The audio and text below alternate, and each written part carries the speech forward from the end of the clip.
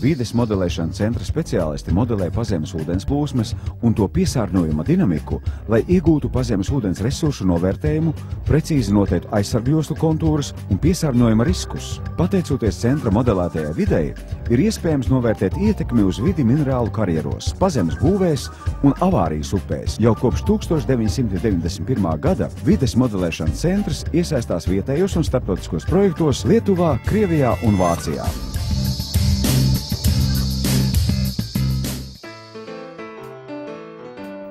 Eiropas projekta Baltports IT ietvaros izstrādāta Baltijas konteineru termināla imitācijas modelēšanas sistēma ar mērķi nodrošināt optimālo lēmumu pieņemšanu dažādos ostas operatīvās plānošanas un vadības līmeņos.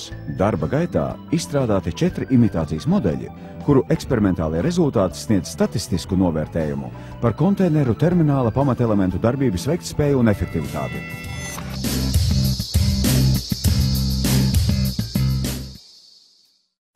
Sistēmu teorijas un projektēšanas katedras zinātnieki izstrādā autonoma robota platformas modeli, kas tiks izmantots par pamatu atbilstoša robota prototipa radīšanai. Modeļa mērķis ir nodrošināt nepieciešamo vidi robota vadības matemātiskā modeļa un atbilstošu vadības algoritmu izstrādei un noskaņošanai. Šī projekta rezultātu praktiskais pielietojums būs daļēji autonomas plaša pielietojuma robotizētas platformas prototipa izstrāde.